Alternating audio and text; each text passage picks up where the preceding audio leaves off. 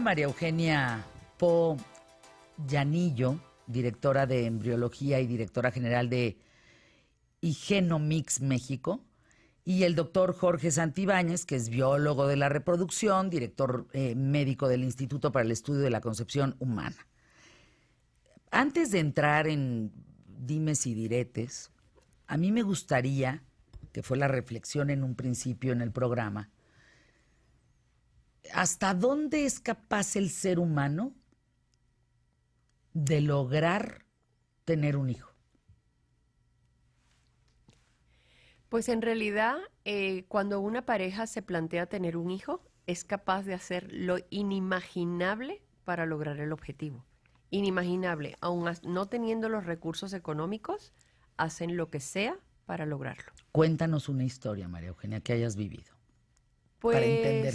Sí, en principio, por ejemplo, una pareja donde ya se había hecho un ciclo aquí en Ciudad de México. ¿Qué es un ciclo? Un ciclo de fertilidad asistida. ¿Qué dura?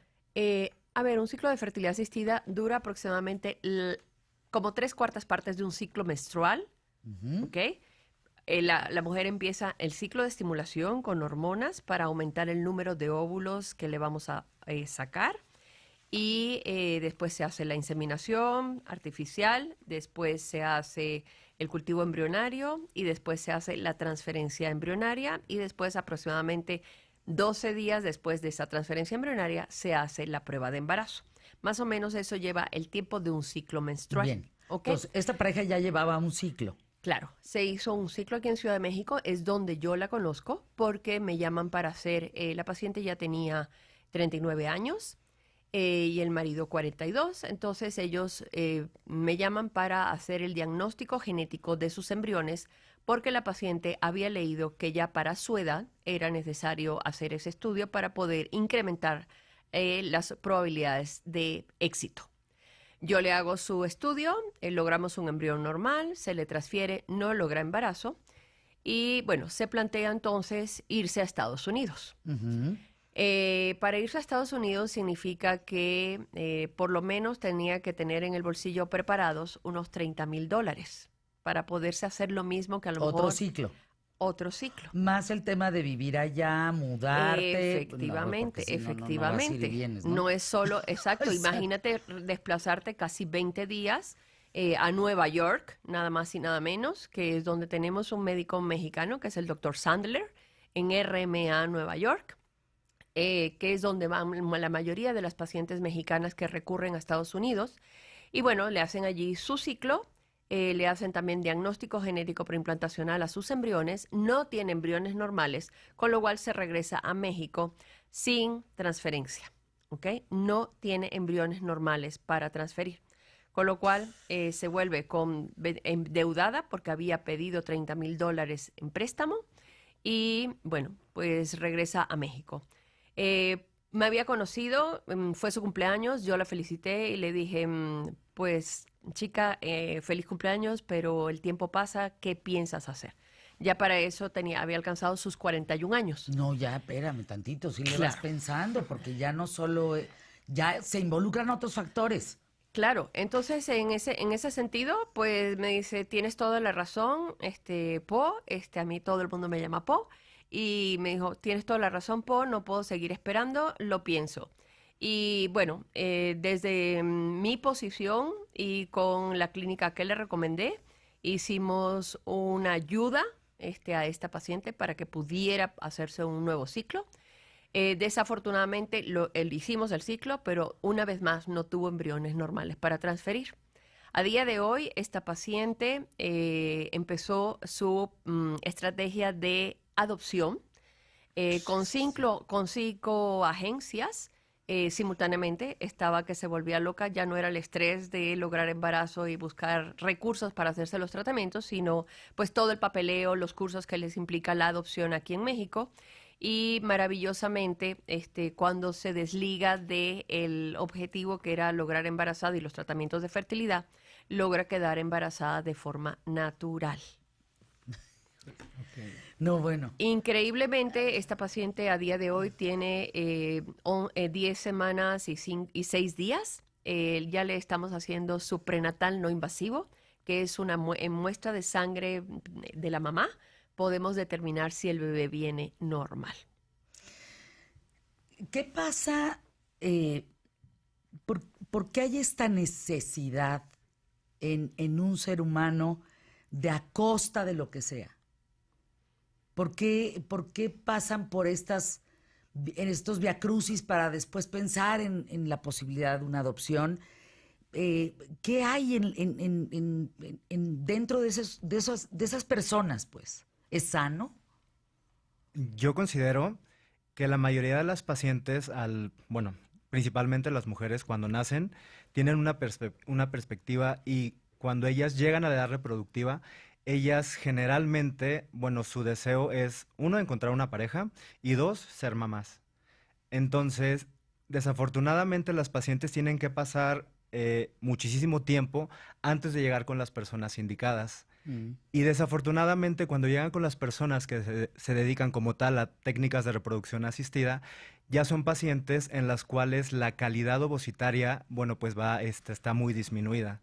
Entonces necesitan protocolos de estimulación, necesitan un asesoramiento genético, precisamente para tener un niño sano. El objetivo de nosotros que nos dedicamos a reproducción asistida es precisamente tener un nacido sano, vivo en casa, y que tenga ese nacido una mamá que sea sana. Evidentemente necesitan un asesoramiento genético para descartar cualquier tipo de alteración cromosómica, el cual, conforme va avanzando la edad, pues cada vez está más disminuida. Ahora, platicaba yo al principio que las técnicas de fertilidad hoy, han avanzado muchísimo. Ya puedes inyectar un esperma directamente en un óvulo. Todas esas técnicas nuevas ya las tenemos en México. ¿Qué lugar ocupa México en el tema de la fertilidad en el mundo? Sí, nosotros los tratamientos de reproducción asistida los vamos a dividir como tratamientos de baja complejidad y tratamientos de alta complejidad. Un tratamiento de baja complejidad significa, son ciclos de inductores de la ovulación con coito programado, se dan medicamentos y se programan las relaciones sexuales. Si esos tipos de tratamientos no funcionan, entonces pasamos a una inseminación intrauterina, que consiste también en administrar medicamentos. Se pide una capacitación espermática de la muestra del varón, y prácticamente se deposita en el interior del útero de la mujer. En caso de que una inseminación no funcione, entonces pasamos a técnicas de reproducción asistida de alta complejidad, que son ciclos de fertilización in vitro, que tienen diferentes técnicas. Alguna de ellas es la inyección intracitoplasmática, y todos esos tipos de tratamiento ya están disponibles aquí en nuestro país. Costos, evidentemente, conforme haya más avance, bajan los costos previos, es decir, de los descubrimientos previos. Siempre lo actual va a ser más caro. ¿Eso es correcto? Las nuevas tecnologías ciertamente, en realidad vamos adicionando cosas por ejemplo, a la inyección intracitoplasmática. ¿Qué podemos hacer más allá de la inyección intracitoplasmática, que era la limitante para pacientes que no tenían casi espermatozoides en su eyaculado? Y eso nos permitió un gran avance. ¿Qué pasa a día de hoy? Que las mujeres retardan la maternidad y debemos analizar los embriones desde el punto de vista cromosómico. Esto es algo añadido al ciclo de fertilidad asistida. Son costos adicionales, pero desde que se secuenció el genoma humano a día de hoy, todas estas tecnologías cada día se abaratan. Es cierto que se han hecho muy eficientes, y todo lo que mucha gente piensa que es inalcanzable se ha hecho muy accesible.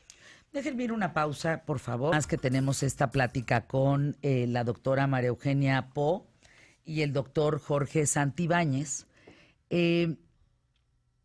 Estamos frente a la posibilidad de, a nivel fertilización, ya crear laboratorios de hijos, de niños, niñas, que vayan de acuerdo a las características que nosotros deseamos como papá y mamá. O sea, un Aldous Huxley, un mundo feliz, como aquel libro, ¿o no? A nivel de genética, nosotros podemos, por ejemplo, seleccionar embriones que no tengan ciertas características, pero que produzcan afecciones o afecciones, digamos, que vayan a afectar la vida del bebé. No es cuestión de elegir el color de los ojos, el color de la piel. ¿Eso es ficción? No creo, o sea, yo creo que sí podremos llegar en algún momento en hacerlo. No creo que sea aplicado de forma global. Sí habrá clínicas que lo acepten desde el punto de vista ético, profesional. Ah, Eso tiene que estar legislado. Por ejemplo, la edición genética solo está permitida en Reino Unido, por ejemplo. ¿Ok? ¿qué quiere decir eso? ¿Qué se permite en Reino Unido que no se permite en otras partes del mundo? Sí, por ejemplo, la edición genética significa, por ejemplo, alterar la secuencia del DNA para que el bebé no nazca con determinada enfermedad. Ahora, por ejemplo, en Grecia acaban de nacer un bebé de una madre que tenía una endometriosis severa, en donde lo que se hizo fue utilizar óvulos de donante y lo único que se hizo fue trasplantarle el núcleo de la mamá para que tenga la información genética. Eso no está eso se hizo en Grecia, por ejemplo, y se hizo a través de un proyecto en donde se pidió exclusivamente para 14 parejas. El gobierno de Grecia lo aprobó. En Europa solo Reino Unido lo permite como tal. Edición genética significa corregir una enfermedad que tengan los padres para que los niños nazcan completamente sanos. Lo que nosotros podemos hacer a día de hoy, sin hacer edición genética y que está permitido, por ejemplo, en México, es el diagnóstico genético preimplantacional. Imagínate que haya un historial familiar de una distrofia muscular, de una fibrosis cística, y nosotros podemos hacer el diagnóstico en los embriones de tal manera que no nos nazcan con esta enfermedad. Un caso muy particular también, por ejemplo, es el de Angelina Jolie con un cáncer de mama, un historial familiar de cáncer de mama, mutaciones en el gen BRCA1, BRCA2. Ella decidió y optó por hacerse una mastectomía radical bilateral y se puso sus prótesis, muy guapa. Pero nosotros, por ejemplo, a día de hoy, donde tenemos un historial de cáncer familiar de mama, donde ha muerto la abuela, la tatarabuela, todos, y se demuestra que la mamá que quiere tener un bebé tiene esas mutaciones, nosotros podemos estudiar los embriones y evitar que estos bebés nazcan con estas mutaciones y padezcan cáncer de mama, por ejemplo. A ver, pregunta que me parece muy importante. ¿Qué se busca con esto de Reino Unido, por ejemplo? María Eugenia, se busca que el ser que más amas en tu vida, y perdón que le meta las emociones, pero me parece muy importante metérselas, que ese ser que amas tanto en tu vida no muera, no le pase nada. Pero entonces, tú le estás evitando que no le pase lo que a ti te está pasando o te puede pasar genéticamente. Pero entonces, ¿de qué se puede morir ese ser humano? Claro, estás evitando la condición que conoces que existe, pero pueden existir y se desatan un montón de cánceres que uno no sabe que va a padecer. De hecho, si nosotros en esta sala nos hacemos un carrier genetic test, un test de portadores, todos tenemos mutaciones. ¿Cuál es la relevancia de tener esas mutaciones? No la sabemos. Posiblemente a futuro podamos desarrollar, y por eso es tan importante el asesoramiento genético. Nosotros podemos a día de hoy, si planificamos tener familia, saber el riesgo que tenemos de tener un bebé afecto. Nos hacemos un test de portadores y ver si compartimos mutaciones con nuestra pareja, por ejemplo. Y ya sabemos que no deberíamos tener nuestros hijos de forma natural. Entonces hacemos un diagnóstico genético preimplantacional para que no nazcan afectos. Aquí entra un tema, ay no, qué buena plática esta, porque fíjense, entre más nos informamos, más nos cuestionamos qué es ético, qué no es ético.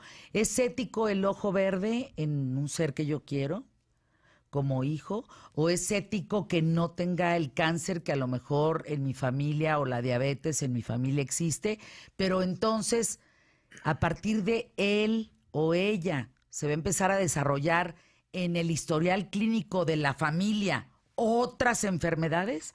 Ay, oye, como que sí cuestiona, ¿no? Bueno, lo que pasa es que en realidad tratamos de evitar las enfermedades que ya conocemos, pero tampoco sabemos a ciencia cierta de qué nos vamos a morir. O sea, si hay una condición genética, hay una alta probabilidad de que la padezcas, pero es cierto que la epigenética, que es otra cosa que es modulada por el medio ambiente, incluso pues los hábitos de vida, claro. los hábitos de vida, Exacto, la alimentación, todo el se te entorno. hace que se te dispare una expresión génica completamente Que no distinta tenías. que no tenías, y ahí se te dispara un cáncer, por ejemplo. Sí. Asia, ¿cómo está en ese tema? ¿Cómo está en el tema de la fertilización? Asia. Ok, en Asia, por ejemplo, también se usan evidentemente tecnología de punta y allá solamente tienen derecho a tener, por ejemplo, un embrión. Cuando se hacen ciclos de fertilización in vitro en algunos países, solamente se está permitido por el gobierno por la sobrepoblación, nada más por pareja tener un solo embrión, a diferencia de otros países como Europa o América, en los cuales se hacen protocolos de estimulación para obtener el mayor número de embriones. Pero en Asia, o sea, sí lo que se realiza precisamente en la mayoría de las pacientes son estos estudios genéticos que precisamente no son para determinar ciertas características físicas, sino para evitar algunos riesgos de enfermedades que son transmisibles de papás a hijos. María Eugenia, en tu caso, para despedirnos, tú como embrióloga, como directora general de una institución que tiene que ver con el tema de fertilidad, tu ética, tu moral, tu ética, porque no sé si tenga que ver un tema de moral, creo que no, pero tu ética hasta dónde ves el futuro, pues, qué sí se debería y qué deberíamos de andar con tiento, deberíamos de cuidar como seres humanos. Sí. Yo, por ejemplo, estoy de acuerdo en prevenir el nacimiento de niños afectos. Eso significa una carga para la sociedad, una carga, sobre todo en países donde la seguridad social, por ejemplo, cubre los costos de las enfermedades. Yo creo que sí nos mejora la calidad de vida. Sin embargo, por ejemplo, desde mi punto de vista, la selección de sexo, yo, por ejemplo, no la considero ética. No solo es cuestión de ética, sino que además hacemos un desbalance artificial de la población. Por ejemplo, en India todo el mundo está prohibida la selección de sexo, pero porque hay mucho hombre y poca mujer. Va a llegar un momento en que no va a poderse reproducir, porque hay demasiados hombres y muy pocas ¿Por qué mujeres. desearían más hombres o mujeres dependiendo de los trabajos del futuro? ¿De qué depende? Es totalmente religioso. Totalmente Ándale. religioso. Totalmente religioso. Y en el mundo árabe, por ejemplo, hay mucho cruce entre familiares. Primos, recontraprimos, etcétera, y el gobierno, por ejemplo, que se hace cargo de los niños afectos por este inbreeding tan profundo que hay en la población, se hacen cargo de los niños hasta que padecen. A día de hoy, por ejemplo, el gobierno árabe te da un permiso para casarte y ese permiso incluye el test de portadores. Y ellos, de antemano, el gobierno sabe si tú compartes una mutación con tu pareja y saben si debes ir a una fertilidad asistida o no. Si te dicen no, te vas a fertilidad asistida. Efectivamente. Tienes obligatoriamente que ir a fertilidad asistida y si no puedes, si no, tu hijo no sería reconocido en el país. Pues no, el problema es que el coste para el gobierno ha sido extremadamente caro y se han dado cuenta después de muchos años que lo han venido haciendo, porque mandan a las pacientes a Reino Unido hasta el parto, o sea, incluso el embarazo y todo, las mandan a médicos especialistas en Reino Unido. Y tenemos en el mundo árabe, nosotros tenemos un laboratorio en Dubái que cubre toda esa área, y en Kuwait y en Taiwán y en Japón, y tenemos niños afectos con 3 y 4 enfermedades. Eso es terrible. Oigan, ¿qué datos? Porque pues hablar de fertilidad, fíjense cómo no nada más conlleva el cumplir el deseo, la expectativa de una pareja, sino pues toda la ética, todo el tema, en qué país lo haces, cómo lo haces, hasta dónde quieres llegar. Ciertamente, en el mundo árabe, por ejemplo, casarse entre familia, eso son cosas que ya las arreglan desde que las hijas nacen, ya todo está prácticamente acomodado. En Europa, por ejemplo, España tiene una de las legislaciones más modernas y, por ejemplo, el útero subrogado no está permitido. Quiero decir, no se permite el vientre en alquiler. Entonces, las parejas españolas se van a Ucrania y en otros países pues donde aquí se permite. Tenemos un pueblo de mujeres que se dedican a eso. Sí, ciertamente. Y no es legal. Ciertamente. Pues lo sabes, está en el Bajío. Es un pueblo que las mujeres justamente saben y hemos hecho programas del tema, cómo pues saben que su vida va en función de subrogar su útero, de rentarlo y de entregar un niño o una niña a quien lo pagó. Sí, yo creo que todo el éxito de todo tratamiento y de toda tecnología y de toda medicina es que esté legislado. Y yo creo que el grave problema que hemos tenido en México es que todas estas tecnologías y todas estas cosas no tienen una ley. Nos regimos por unas normas y al final cada centro va haciendo las mejores prácticas de acuerdo a su ética, ¿no?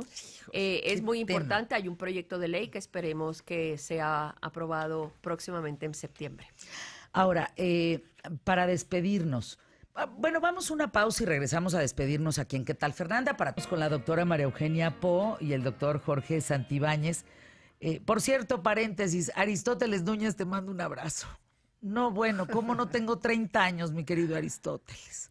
Bueno, ¿qué te dijo? En fin, estábamos platicando del mundo árabe. Ustedes tienen, por ejemplo, una clínica de fertilidad en el mundo árabe y cómo involucrarse o trascender genéticamente a través de hermanos, primos, tíos y demás, pues eso ha generado problemas en la genética, digamos, de la raza, por ponerlo en palabras y una explicación muy sencilla.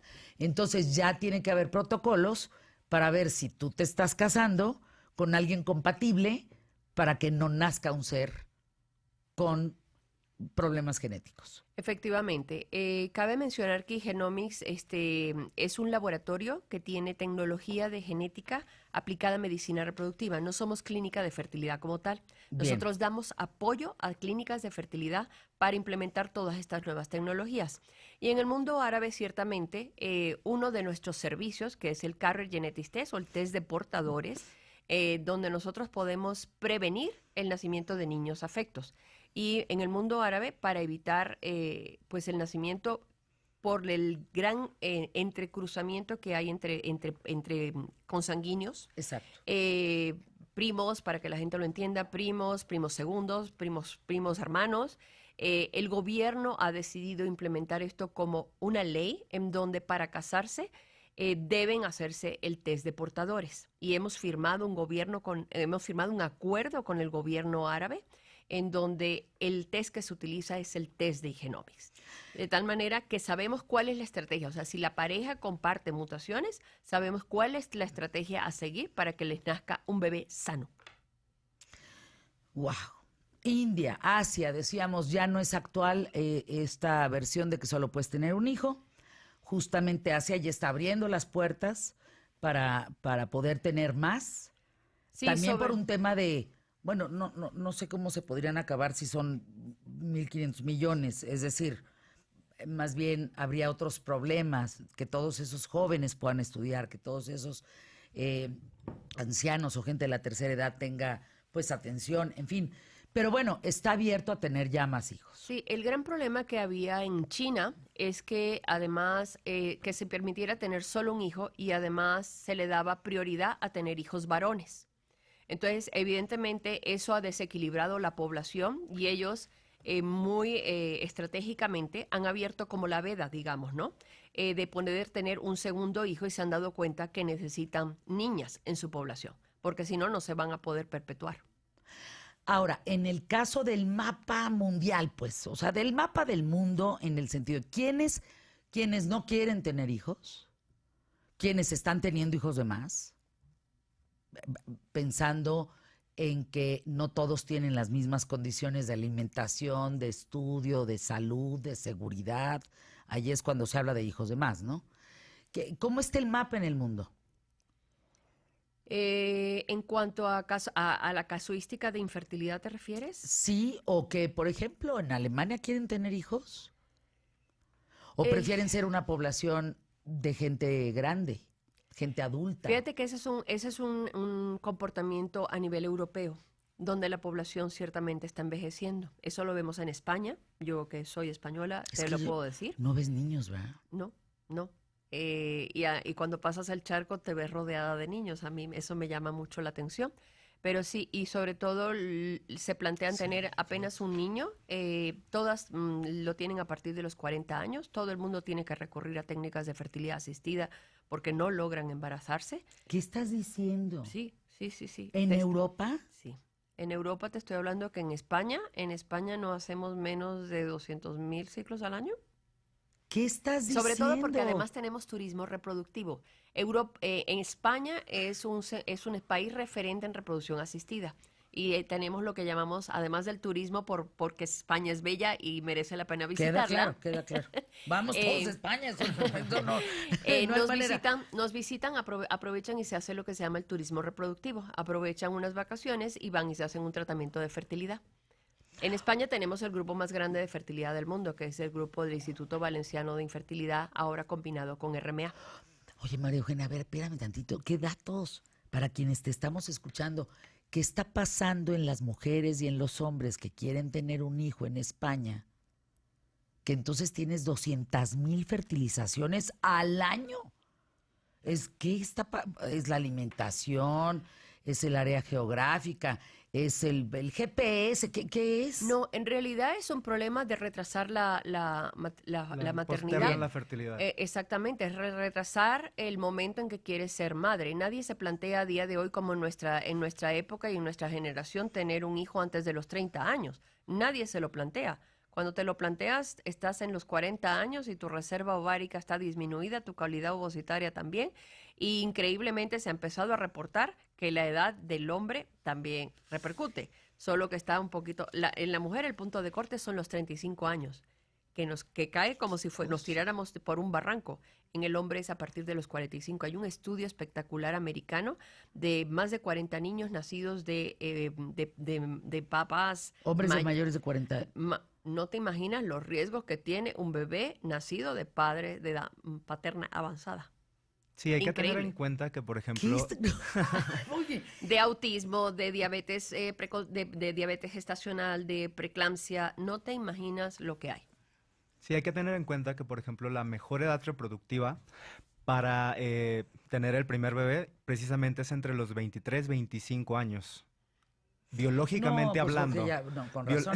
Biológicamente hablando. Porque, digo, la realidad es que hoy es otra la que se vive. Exacto, y precisamente por eso... O sea, ¿quién va a querer a los 25 años tener un hijo? Es que la mayoría de los pacientes tratan de postergar la fertilidad, ya sea por cuestión social, por la cuestión profesional. Primero la mujer trata de salir profesionalmente. Sí, pero también hay otro tema. ¿Cuántas segundas y terceras vueltas en matrimonios te conllevan a querer tener otro hijo con esa pareja? Y entonces ya te estás embarazando a los 50, hombres, sí, ¿no? A los 45, a los 55... Sí. Sí, creo que vale la pena también hacer un paréntesis en otra cosa que también que debemos educar, lo que llamamos nosotros la preservación de la fertilidad.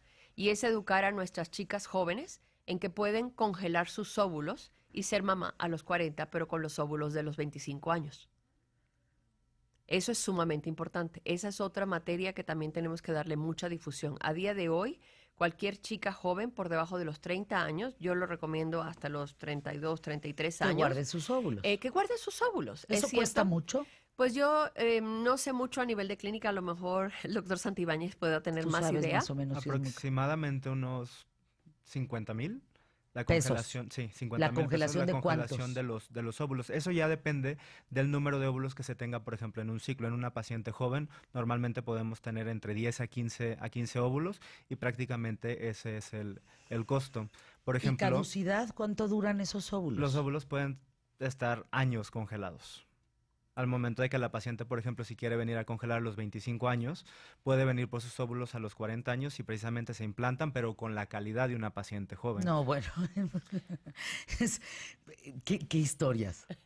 No, es increíble cómo hemos evolucionado. Oye, me impactan tus datos, María Eugenia. A ver, ya hablamos de Asia, ya hablamos del mundo árabe, ya hablamos India, ya hablamos de... ¿Cómo está, por ejemplo... toda la parte allá, Noruega, Rusia, todo, Dinamarca, todo eso por allá, cómo está América Latina. Y oye, bien importante, cómo está Estados Unidos. Estados Unidos, sí, fertilidad, pues. Estados Unidos tiene muchísimos centros de fertilidad. Yo la verdad que en número no sabría decirte, yo creo que más de 200 centros fácil. Sí. Si en México tenemos 100, más de 100. En México ya tenemos más de 100 clínicas de fertilidad. En Estados Unidos tenemos muchísimas clínicas. todas aplicando nuevas tecnologías, aplicándoselas incluso a pacientes de buen pronóstico, pacientes jóvenes, y por eso es que tienen unas tasas de éxito tan elevadas. Estamos hablando de que en Estados Unidos las tasas de éxito publicadas en estudios prospectivos randomizados ya están sobre el 85% de éxito. Eso es casi ya, bueno, el máximo logro que alcanzamos. En Estados Unidos hay muchísimos problemas de fertilidad también, porque sabemos que no tienen buenos hábitos alimenticios, sabemos el problema de la obesidad que también existe en Estados Unidos. Pues para allá vamos los mexicanos pues también, entonces, sí, pues claro. ciertamente, ciertamente. La obesidad... Y los niños. No, Claro. amiga, esto es un problema ya de salud. O Hombre. sea, la Organización Mundial de la Salud ya ha catalogado la fertilidad como un problema de salud a nivel mundial. Ándale. El asunto es que en México, evidentemente, de problemas de fertilidad no se muere nadie. Ese es el problema. En algunos países de primer mundo, como Europa, por ejemplo, y España, la seguridad social te cubre 3 tratamientos. Evidentemente no te cubre tratamientos como que te analicen genéticamente los embriones, etcétera, etcétera, pero sí te cubren ciertos. En América Latina, por ejemplo, tenemos Argentina. Argentina tiene lo que llaman la obra social, Ajá. donde tú te suscribes como un seguro privado y te cubren absolutamente todo, que eso es un programa muy interesante. En México no tenemos nada, todo lo tiene que pagar la paciente. Y cuando se va al 20 de noviembre, al IMSSSTE, al INPE, no sé qué, pues los recursos son extremadamente limitados. Bueno, si ahora no hay quimios, Muy imagínate cómo va a haber un tema de fertilidad. Lo que Pues se hace no muy hay. injusto es que no toda la población tenga acceso, a por supuesto. Eso es lo que... Para despedirnos, ¿hay estudios sobre la calidad del espermatozoide en el mundo? Sí, evidentemente todos los pacientes que cursan con infertilidad, en una valoración de primera vez se tiene que analizar una muestra seminal y en esa muestra seminal se pueden identificar algunas de las características, por ejemplo, la morfología, la forma de los espermatozoides, la concentración, la movilidad. También existen algunos estudios que tratan de evaluar la fragmentación del DNA, es decir, la cantidad de alteración que pudiera tener el material genético de esos espermatozoides. ¿Dónde habría la mejor calidad de espermatozoides? Perdón la pregunta, pero pues debe de haber un mapa en el mundo en donde, porque se entiende que si 100 parejas, a ver si estoy en lo correcto y actualizada, si 100 parejas tienen una relación sexual ahorita, toditos ahí están teniendo una relación, equivale a solamente 5 embarazos de esas 100 parejas. ¿Es correcto? Sí, la estadística a día de hoy es 1 de cada 6 parejas tiene problemas de fertilidad. Sascuas. 1 de cada 6. Y México está en esa casuística. A día de hoy tenemos digamos, en edad fértil, lo consideramos edad fértil en México, aproximadamente entre 5 y 8 millones de parejas con problemas de fertilidad. No, hombre, qué barbaridad. Pues eso está terrible. Con razón hay más de 100 clínicas que además han abierto, te lo digo en serio, en los últimos 10, 15 años, ¿eh? Sí, Había muy pocas desde hace muchos años, pero de repente empezó un boom, porque mucha gente se iba a Estados Unidos. En fin. ¿Qué datos, María Eugenia Po? Muchísimas gracias. Tus datos, por favor. ¿Qué datos? Tus datos. Sí. Bueno, mi nombre es María Eugenia Po, soy directora de Genomis México y directora de embriología de Genomis a nivel global. Mi dirección de email es me.poo@igenomis.com y pueden seguirnos en nuestras redes sociales, Instagram y Facebook, @igenomismexico. ¿Y tú, doctor? Ok, mi nombre es Jorge Luis Santibáñez, soy director médico de IECH, el Instituto para el Estudio de la Concepción Humana, en la sucursal aquí de Ciudad de México. Mi correo es jorgeluisanti1987@gmail.com, igual en redes sociales, Facebook, Twitter, como IECH, sucursal Ciudad de México. Ay, oigan, ¿a dónde llegaremos? Somos 7,500 millones de habitantes hoy en día. Año 2020 poquitos, vamos a ser 9,500 millones. ¿Es correcto? Más o menos, Entonces, pues más o menos van a nacer 2,000 millones. Sí, para que todavía te vayas, cerremos el programa con una casuística más impactante. Por minuto en el mundo inicia un ciclo de fertilidad asistida 6,500 parejas por minuto. ¿Cómo? O sea, el minuto que empezó ahorita a las 12:17, a las 12:18 hay 6,500 parejas que están en un ámbito de fertilidad para poderse embarazar en el mundo. Iniciando un tratamiento de fertilidad asistida. Un ciclo, lo Sí, que llamas un ciclo. exactamente. Esa Órale. es la casuística de la sociedad europea. Bueno, ¿y cabremos los 9,500 millones? Sí. Sí, dice sí. Bueno, donde hay mucho espacio, yo lo vi, 200 kilómetros donde no ves nada es Bolivia, pero pues no ves nada. Pausa, volvemos. O sea, acaban de terminar las 6,500 personas su ciclo en este instante. Fíjense lo que dura un minuto. Así el tema. Volvemos.